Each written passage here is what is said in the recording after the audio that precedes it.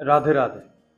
আপনি কি কখনো ভেবে দেখেছেন যে ভগবান কি আদৌ সত্য রয়েছে, নাকি সবটাই মানুষের একটা কল্পনা, বিশ্বাস বা একটা ভয়ের ব্যাপার এখানে কাজ করছে? যদি সত্যিই ভগবান থেকে থাকেন তার প্রমাণ কি তাহলে? আজকের এই ভিডিওতে আমরা জানতে পারবো যে শাস্ত্র, বিজ্ঞান এবং যুক্তির মাধ্যমে ভগবানের প্রকৃত সত্যটা কি, সব মিলিয়ে যে কি সত্য সেটা আমরা জানার চেষ্টা করব। আপনারা ভিডিওর শেষ পর্যন্ত অবশ্যই দেখুন। আজকের এই ভিডিওতে আমরা আলোচনা করব যে ভগবান কি শুধুই বিশ্বাস, নাকি এর কোনো প্রমাণ রয়েছে।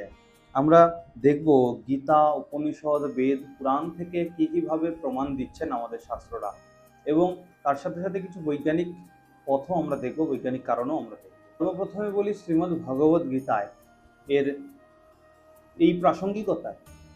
সর্বপ্রথম শ্রীমদ্ ভগবদ গীতা এই প্রাসঙ্গিকতায় জানতে পেরেছি যে শ্রীমদ্ ভগবদ গীতার দশম অধ্যায়ের 8 নম্বর শ্লোকে বলছে, অহং সর্বস্ব প্রভবো মত্yo সর্বং প্রবর্ততে ইতি মত্বা ভজন্তে মং বুধা ভাব সমন্বিতা।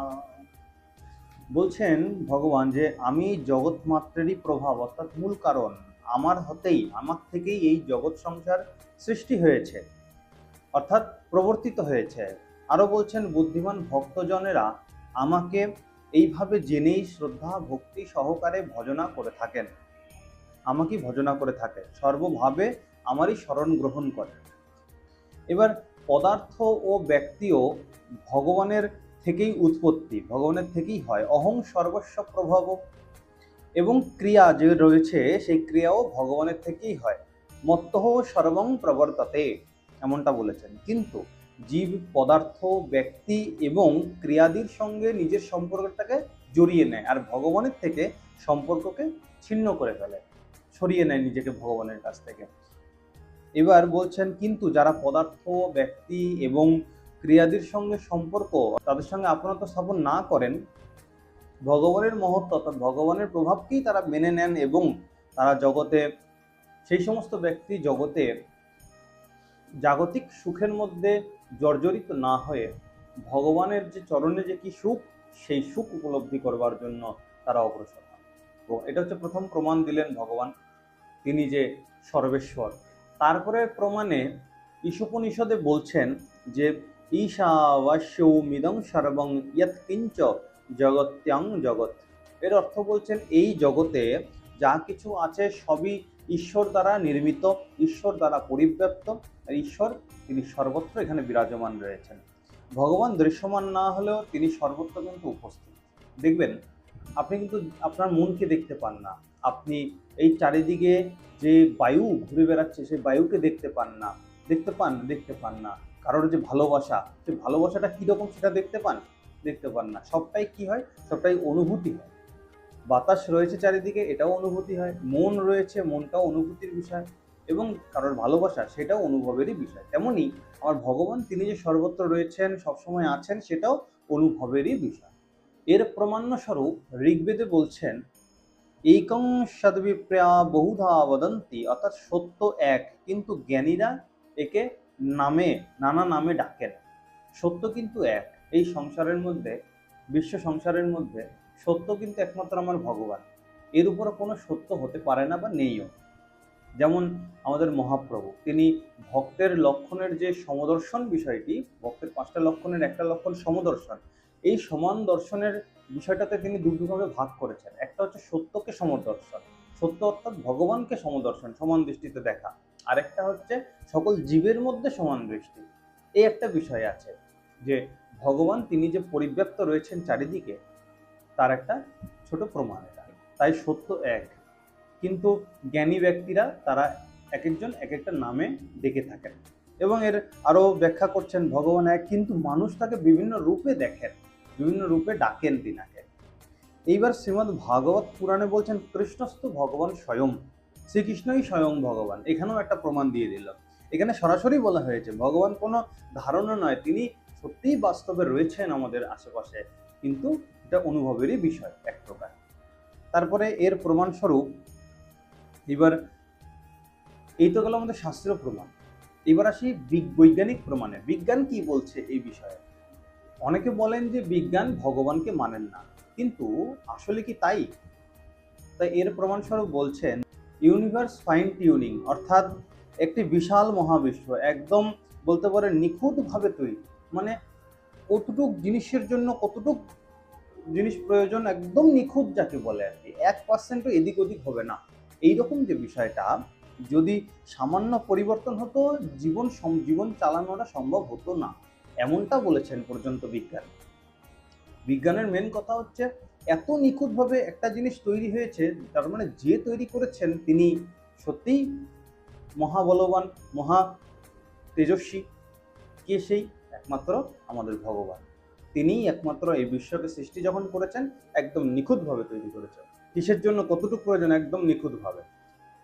যদি সামান্য পরিবর্তন হতো সত্যিই জীবনটা কিন্তু চালানো যেত না। বিজ্ঞানের দ্বিতীয় একটা প্রমাণ দিচ্ছেন যে বিগ ব্যাং থিওরি। কি বলছেন বিগ ব্যাং থিওরিতে? বিজ্ঞান বলছেন যে একটা বিস্ফোরণ থেকে এই জগৎটা সৃষ্টি হয়েছে। কিন্তু প্রশ্ন হচ্ছে বিস্ফোরণের আগে কি ছিল? বিস্ফোরণের আগে আমাদের শাস্ত্র বলছেন যে ছিল ভগবান। সমস্ত কিছুর আগেই ভগবান আছেনই, তিনি ওখানে। ভগবান ব্যতীত কিচ্ছু হবে না। এইবার আসছে যে বিজ্ঞানের একটা তৃতীয় প্রমাণ দিচ্ছেন কনসিয়াসনেস, অর্থাৎ চেতনা। মানুষ শুধু যে একটা শরীর সেটা নয়, সেখানে চেতনা রয়েছে। এবার বিজ্ঞান এখনো পর্যন্ত এইটাই বের করতে পারলো না ঠিক মতো যে চেতনাটা কোথা থেকে আসে। এই বিষয়টা এখনো বলে বের করতে পারেনি। এবার আমাদের শাস্ত্র বলছেন এটি আত্মা, যা ভগবানের অংশ। হ্যাঁ, আমাদের ভেতরে যে চেতনাটা রয়েছে এটা হচ্ছে আত্মা, সেটা হচ্ছে আমাদের ভগবানেরই অংশ। এবার জ্ঞানী ব্যক্তিরা মহাজনেরা যুক্তিযুক্ত দিয়েছেন যে দেখেন, প্রথম যুক্তি দিচ্ছেন যে প্রত্যেকটা কিছুরই কিন্তু একটা কারণ আছে। তাহলে তাহলে এই পৃথিবীর কারণকে বলছেন ভগবান। এটা একটা যুক্তি গেল। দ্বিতীয় যুক্তি বলছেন নৈতিকতা, অর্থাৎ মোরালিটি। ভালো মন্দের যে ব্যাপারটা, ধারণাটা, এইটা কোথা থেকে এসেছে? যদি ভগবান যদি নাই থাকতেন তাহলে এই বিষয়টা কোথা থেকে আসছে? এটা একটা যুক্তি দিয়েছেন। তৃতীয় যুক্তি দিচ্ছেন অভিজ্ঞতা। লক্ষ লক্ষ মানুষ, হ্যাঁ, ধ্যান, প্রার্থনা, ভক্তির মাধ্যমে কি বলবো ভগবানকে যে অনুভব করেন, আরাধনা করেন, এটি একটা ব্যক্তিগত প্রমাণ হয়ে দাঁড়ালো, ব্যক্তিগত বিষয় হয়ে দাঁড়ালো। এমনটাও প্রমাণ স্বরূপ বলেছে। তাহলে কি এবার ভগবান প্রমাণ করা যায়? ভগবানকে সায়েন্টিস্টদের ল্যাবরেটরিতে প্রমাণ করা যায় না, প্রমাণ করা যায় না, যাবেও না। তিনাকে শুধু একমাত্র অনুভব করা যায়। এর প্রমাণস্বরূপ গীতায় বলছেন যে যে ভক্ত সবার মধ্যে আমাকে দেখে এবং আমার মধ্যে সব কিছুকে দর্শন করে, তার কাছে আমি অদৃশ্য তো হই নাই, এবং তার সাথে সাথে সেও আমার কাছে কখনো অদৃশ্য হয় না। এর ব্যাখ্যা করতে গিয়ে বলছেন ধ্যানযোগের মাধ্যমে যে সাধকের মনে যে একটা ভক্তির প্রাদুর্ভাব হয়, ভক্তি থাকে, ভক্তির সংস্কার হয়, সেই ভক্তিকেই এখানে প্রধান হিসাবে ধরা হয়েছে, প্রধান বলা হয়েছে। জড়ত্বের সঙ্গে, জড় বস্তুর সঙ্গে সম্পর্ক স্থাপন হলে, হ্যাঁ, যে সকলের মধ্যে ভগবানকে, সে সকলের মধ্যে ভগবানকে এবং ভগবানের মধ্যে সবকিছু থাকে, ভগবানের মধ্যে সবকিছু দেখে। সুতরাং তার কাছে কখনো ভগবান অদৃশ্য হয় না। যে সর্বত্র, সংসারের সর্বত্র কিছুর মধ্যে ভগবানকে দেখতে পায়, যেদিকে তাকাবেন সেদিকেই ভগবানকে দেখতে পান। তিনার কাছে ভগবান কখনোই অদৃশ্য হন। আবার এটাও বলছেন যে সেও ভগবানের কাছে অদৃশ্য হয় না, কারণ যার কাছে ভগবান সর্বত্র বিরাজমান রয়েছে, তা ভগবানের কাছে সে সর্বত্র ভাবে একইভাবে একই রূপে রয়েছে, ভগবানের কাছেও সে অদৃশ্য হচ্ছে না। যখন এই এক ভগবান ব্যতীত অন্য কোনো কিছুর অস্তিত্ব নেই, ভগবানই নানা রূপে তিনি প্রকটিত রয়েছেন, তাহলে ভগবান এখানে কি করে লুকোবেন? কোথায় লুকোবেন? তিনি কার আড়ালে লুকোবেন? এমনটাই বলছেন আমাদের শাস্ত্র। তাই ভগবানকে প্রমাণ করতে হলে ল্যাবরেটরিতে প্রমাণ করা যাবে না, তিনাকে অনুভবই করতে হবে। এই যে সর্বত্র তিনি বিরাজমান রয়েছেন, এটাই তো অনুভব। এটার কথাই আমাদের গীতা শাস্ত্রে বলছেন। তাই বলছেন ভগবানকে দেখতে হলে চোখ নয়, ভগবানকে দেখতে হলে অনুভব দিয়ে দেখতে হবে, অনুভব করতে হবে। দেখেন, ভগবান শুধু বিশ্বাস নয়, ভগবান হচ্ছেন তিনি অভিজ্ঞতা, তিনি অনুভূতি এবং একটা চেতনার বাস্তবতা, যেনাকে বলা হয়েছে।